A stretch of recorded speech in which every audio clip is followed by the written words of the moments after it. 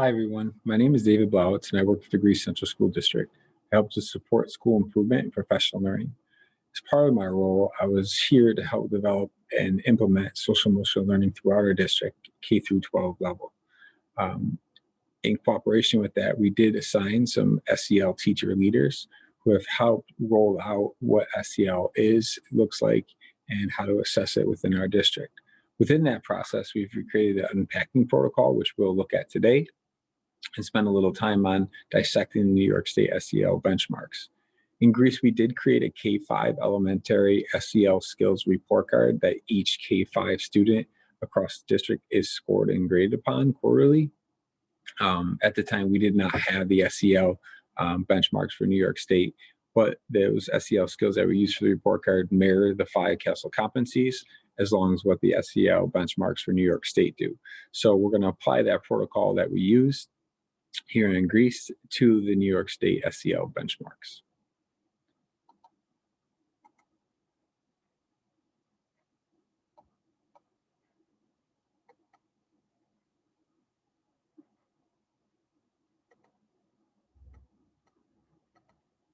So the title of the workshop today is called Unpacking the New York State SEL Benchmarks. It is a 2-part series. Part 1 will be dealing with the first 3 parts of the Unpacking Protocol, which we'll look at today.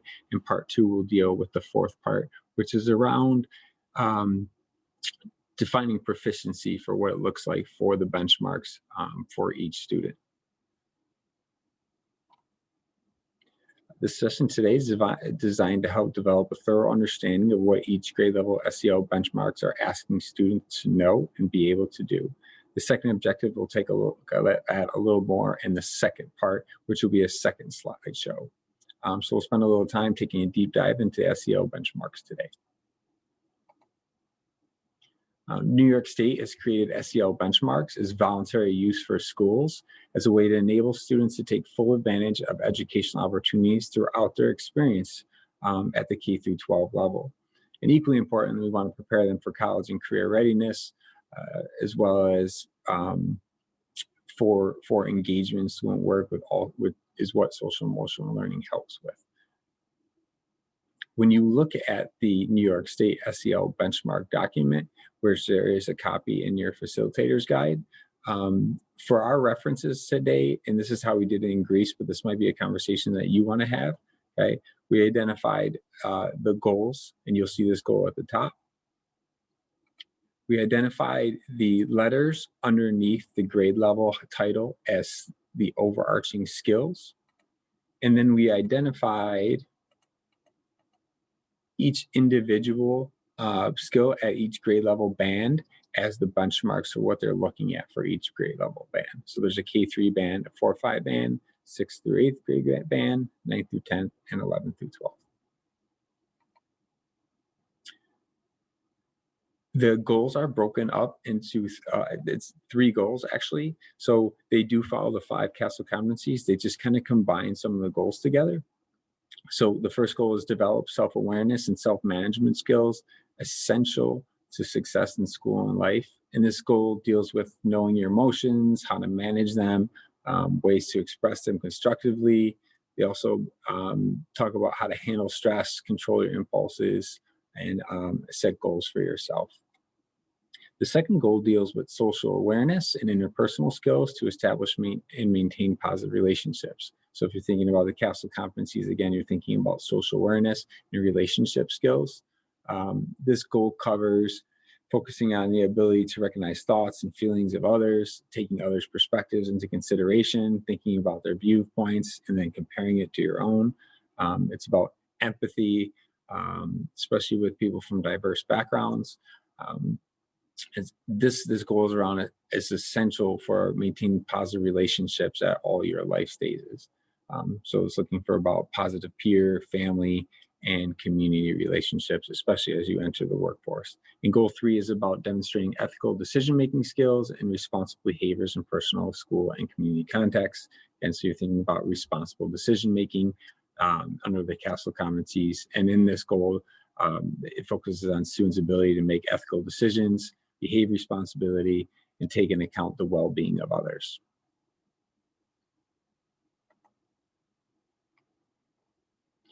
So we're going to show you this unpacking protocol today.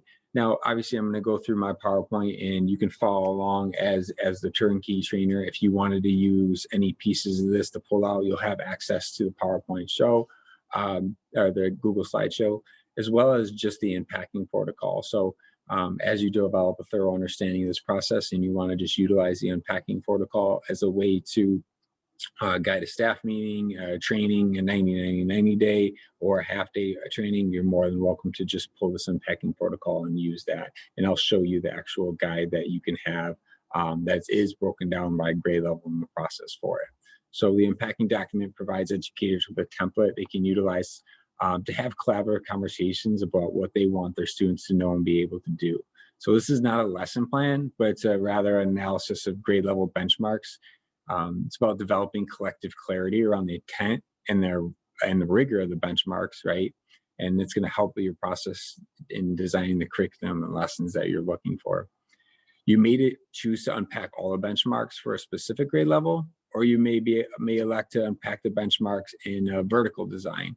Both processes work, but the unpacking process should include teachers from other departments such as special education, bilingual. If you're thinking about service providers, right, they should also be able to assist in offering suggestions to further support around social emotional learning. And again, the protocol was designed to be efficient, so a team could complete this within a staff meeting or a PLC meeting. And it really takes about 5 minutes to unpack each skill. The steps in the process include circling nouns, underlining verbs, and boxing qualifiers for your grade levels.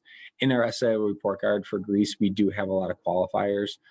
For example, like student will do this with prompting, or students will do this with 1 to 2 prompts, or we say words like independently.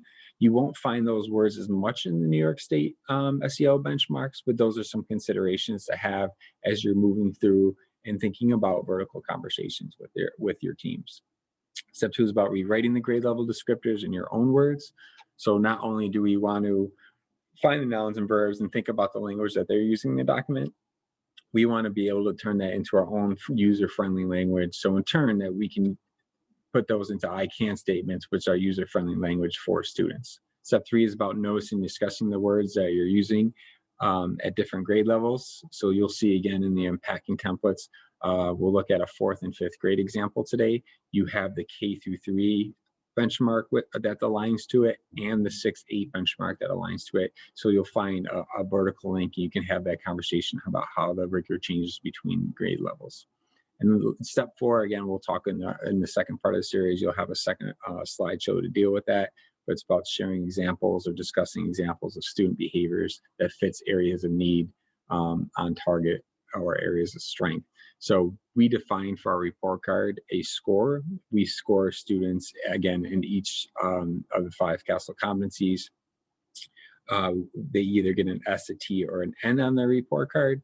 Again, you don't have to do these things, but if you're thinking about progressing towards ways to progress monitor students and thinking about having conversations with parents and how you're measuring SEL, you might want to think about some of those terms and how it relates to that work. Another document we used was this one right here called the Unpacking Protocol. Because standards, benchmarks, skills are sometimes written as overarching, often complex statements, right? They can be interpreted different ways. So it's important that teachers share a common understanding about the goals and targets. So you've probably been in a PLC conversation and thought, I had no idea what that standard means, or, well, we're reading the same book, but we're not on the same page, or I'm teaching this way, you're teaching it this way. Just because you didn't have that true conversation, that collaborative conversation on how to align the language within that. So today we're going to spend some time learning about how to apply an unpacking protocol used by the Greece Central School District to get a better understanding of the SEL report card for their teachers and make a connection for how it can be applied to the New York State SEL benchmarks. Unpacking is a technique that's used to make sense of standards and benchmarks and things like that. And it's used to help create focused learning targets. And we want to make those learning targets actionable. That's why we turn that into that user-friendly language. So you might hear the word unpacking is deconstructing a standard or benchmark or unwrapping a standard or benchmark. It's the same process, but we're looking about just having collaborative dialogue that supports growth and effectiveness. And then once you unpack the standard, you should be able to identify what students should know and be able to do. And that helps you with three things, right? It crafts your vision for mastery of what the specific benchmark is. You can align lesson plans and resources for that vision. And then as you teach and report progress, you can create student-friendly learning objectives to better communicate the required skills to the students, as well as your community stakeholders and family members. And to support our work today, we'll be using this Unpacking Protocol organizer to collect our thinking and support the process for unpacking. And today we'll start with Goal 1 and the first skill under Goal 1. So we'll unpack that skill using the grade level bands. So what does the impact look like? We'll take a look at that right now. So what we're going to do in this process is look at the recurring nouns, and these signal the big ideas. So a related approach to unpacking standards involves finding important nouns, right, which are usually the key concepts, principles, themes, and issues that can be turned into essential questions and understandings, right? So the nouns usually highlight what the students need to know and speak the type of product they must produce. Not only do they highlight what they should know, but they also suggest some possible questions for planning, right? So if you're thinking about essential question or essential standard, right, you can use the nouns to help develop that essential topic. Another thing that we're going to be looking for today is verbs. So when you look at verbs, they help clarify and highlight and validate the performance in which the content is used. So again, the nouns are on the content, what students should know. The verbs help signify what the performance looks like to that. So we'll carefully analyze the verbs. So you'll see words like demonstrate today within the SEL benchmarks. So we want to have discussions about what does that word demonstrate mean? Does it mean talk about, I can write about it, or does it mean about modeling and acting out? So those are all important conversations to have at the grade level as you're determining your measuring for what the performance of these standards looks like. Another part of the Unpacking Protocol, and we'll actually take objectives and put them with a noun section, but it's about finding qualifiers. In the New York State SEL benchmarks, there's not too many qualifiers. I gave examples of the SEL benchmarks before. I'm sorry, the SEL report guide that we use in Greece about things like with prompting. So we've added those things at some of the lower grade levels as a qualifier to show the rigor and growth for how we progress with our benchmarks from kindergarten into first grade and the second grade. So kindergarten might have 2 prompts, first grade might have 1 prompt. So we utilize some of that language. The language is not represented in the SEL benchmarks, but as you're thinking about how you're going to use this and how you're going to measure students, it might be a conversation that you have. So the adverbs or the qualifiers show you to what level or extent the student must perform in. As you progress through this work, some questions to consider for unpacking are listed here. These conversations can only be helpful to you as you're processing through the benchmark or standard as a grade level, but also can spark some deeper conversations like vertically too as well. So I do recommend obviously unpacking each standard at the grade level, using your grade level teams or PLCs, but I also do recommend getting into vertical conversations to deepen the rigor of the standards and to show progression and how that works. So the Unpacking Organizer helps to support many of these questions that are listed here. And just to start, if you got out your Unpacking Organizer, the benchmark that we're going to focus on today is grade 4 through 5, right? And it's benchmark 1A, 2A, describe a range of emotions and situations that cause them. And if you're doing this with 9th grade team, you know, you could pick a 9th grade standard. I'm just giving you an example of a middle, upper elementary example. But again, it can apply to any grade level, K through 12. The first part of the process in this, and you'll in this document, the facilitator's guide, I did create a grade level band benchmarks. So you'll have each one of the skills and each one of the goals with the preceding grade level and the following grade level next to it. So we're going to focus on grades 4 through 5 today with this example, but this one shows K3 and 6-8. The 9-10 benchmark sheet has the 6-8 as the preceding grade, and then the 11-12 as the following grade. So you'll be able to see the vertical alignment between them. So the first part of the process is to circle the noun. So as we go through, we find words like emotions and situations and range as an adjective. If we're underlining the verbs, we're finding words like describe and cause. So we're going to go back to our unpacking protocol sheet and list those in there. So I have in the nouns and adjectives section, I have range of, emotions and situations, describes and cause as the verbs. And utilizing these words will help me develop user-friendly language in the next part of our section here. Okay. So step 2 is about noticing and discussing the words that are different in the grade levels before yours. So I'm going to align my A's here. So I have 2A, 1A, 3A. So I'm going to look at those benchmarks together. And when I circle the nouns in grades K3, I see words like emotions and behavior, which we did see at grades 4 or 5, but then behavior changed to situations. If I underline the verbs, I see words like recognized and described and linked. Again, described at kindergarten and also described at 4th and 5th grade. So as a grade level team and a vertical discussion, we might want to look at how described changes or what things we would look for as changes as we move from grades K3 to grades 4 or 5. Grade 6-8 for the nouns, I see things like factors, stress, an adjective is successful performance. In some verbs, I see analyze, create, and motivate. So describe changed to analyze. So that growth and that word there, that rigor, we need to have a discussion about what that looks like, right? And now we're talking about a range of emotions. This one specifically focusing on stress or things that motivate. So having those deeper conversations on how those things change and talk about what we need to instruct and what we need to access at each grade level. So as you're working through this, here's some questions to think about during this step 2, right? And again, obviously you can have these as your grade level conversations, but I think it's also important to have them as vertical conversation. So you want to think about how the benchmark or that skill increases in complexity and rigor. So again, like how do those nouns and verbs change from the prior grade level to your grade level? And then how do they change from your grade level to the following grade level?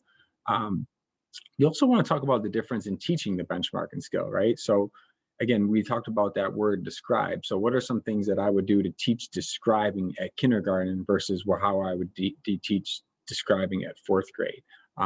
So those are some great conversations to have.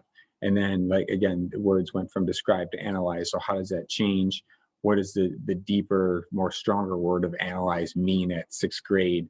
And how do we work that in? How can we change that process of students who by the end of 4th and 5th grade know how to describe it to know how to analyze what their behavior is?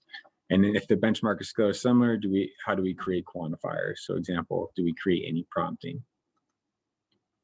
So the third step of the process is rewriting the grade level descriptors in our own words. So again, we're thinking about range of emotions, situations, and how the verbs of describe and cause. So what we did here was we were thinking about those words and thought about like, so what can students understand, right? So instead of taking this described increasingly varied emotions, right? We look at this and think about, so we all have different emotions, right? And they have different names, which make us feel different. So just an easier, friendly way to describe that. So students will know that different situations can affect your emotions at different levels. So when I experience something, sometimes it changes my emotion for the better or for the worse. And then sometimes the levels of for the better make me feel happier or I'm just okay happy. So it's great to have those conversations with your grade level team as you kind of use that wording, because again, these can help you create I can statements. Then I think about what students will be able to do. So the verbs help you just help work through that process. So I think about the words describe and cause. And what students will be able to do in my own words was just they'll be able to name a feeling and tell us why they're feeling that way. All right. So instead of what causes it, they're just going to say, why is it happening to me? Why does that feel this way? And that will help me, again, create my I can statement.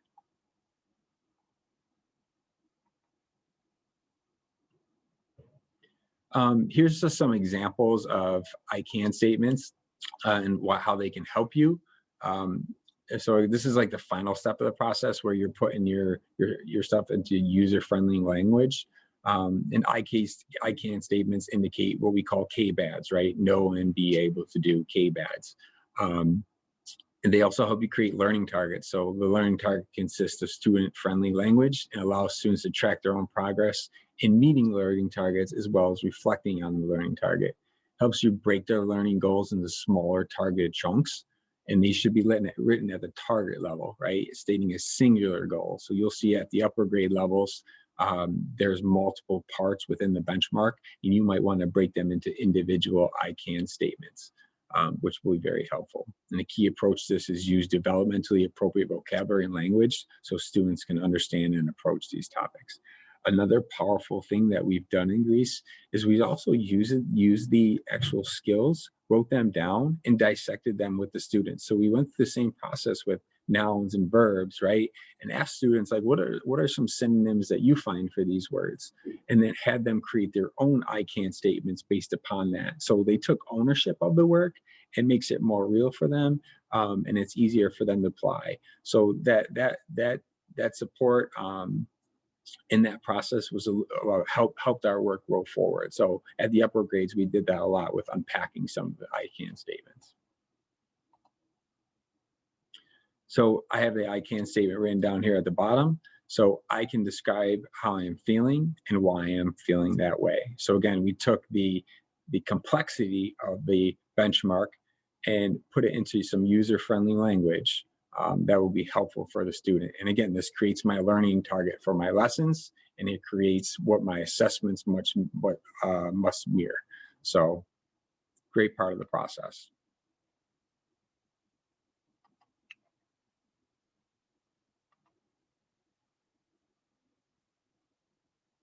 And here's just an example of an upper grade, like I said. So if you look at grades 6 through 8, they talk about analyze factors that create stress or motivate performance. So if I'm thinking about an I can statement for that, I might want to break this into two parts. So I can analyze factors that create stress as being part one, and then I can analyze factors that motivate successful performance as part two.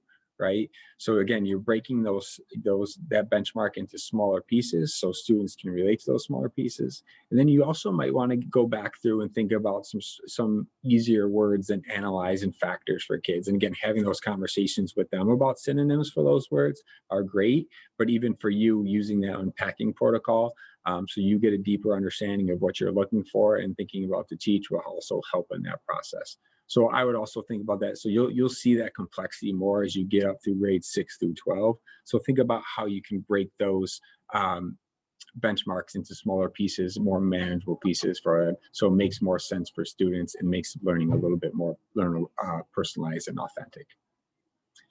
One of the things I wanted to show you and share with you, and you'll have access to these within the facilitator guide, is as a result of our SEL report card and creating I can statements, we developed I can posters. So again, we're thinking about outcomes for students. We're thinking about where we want students to be.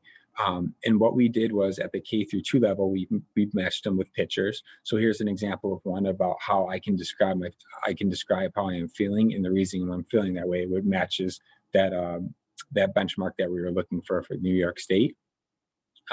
So again, we partnered that with pictures. So we do have this through K through 5th grade. So you'll have access to all the posters that we've created for those skills. The other thing that we did, which was very helpful, and the teachers requested this actually, we created folders for them and checklists. So just monitoring tools for people. So we took the I can statements, and there's some lists here that they could write their student names down and just mirror progress with how they're working on the I can statements. The other thing that we did was for Friday folder sending home, say you're working on skill 1 for the week. So you sent home your letter saying that we're targeting, self-awareness this week and self-management, and you want to send a progress report home. We created a weekly report for families to see. So, a teacher would say, I can describe how I'm feeling and the reason I'm feeling that way. So based upon their explicit instruction, their classroom management and behavior ratings this week, they would give the student a score that would go home at the end of the week. So it was just a nice little process to keep in communication. And also we were thinking about ways to prioritize SEL, right? So it wasn't just something that we were talking about. We wanted to show parents that we really cared about the whole child approach. So we were showing how we were monitoring and that we were instructing at social emotional learning as we went through this process.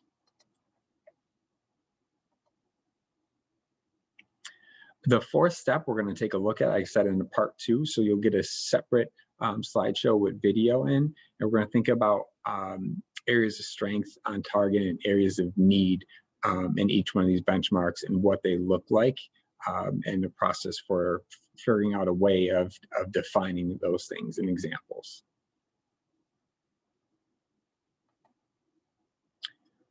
Like I mentioned before too, there are templates here, resources that you'll have access to within the facilitator's guide. It has a process for the protocol at the top.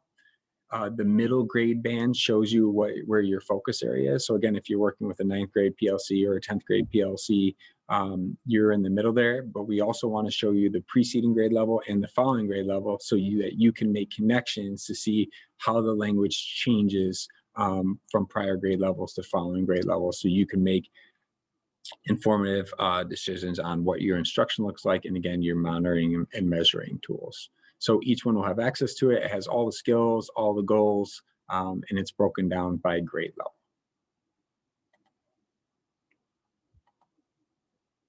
And there's just some references today.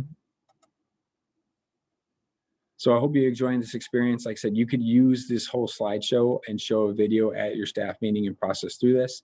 If you just wanted to take pieces of the slideshow, like showed how you circle the nouns and the verbs and took those out and just utilize the unpacking protocol. If you just utilize the unpacking protocol, you probably could get through each one of the goals at one whole staff meeting, which is usually around 50 to 60 minutes here around our area. I'm not sure what it works like there in your area. So that's a way to do it. If you want to just focus on one goal, unpack it as grade level teams, and then have vertical conversations, I think that's also a powerful part of the process. So just look at goal 1, unpack the benchmarks at goal 1, have that grade level conversations around the descriptors and nouns, making I can statements, and then have the vertical discussion on what it looks like for each grade level to help them see the progression. I think that's also a great model that you could do within a 60 to 90-minute session as well. I have my information on the facilitator's guide if you'd like to contact me. If you have any questions about any of the resources, the unpacking protocol, or I could also show you the K-5 elementary report card that we created and what that looks like, please feel free to reach out. Thank you very much for your time today.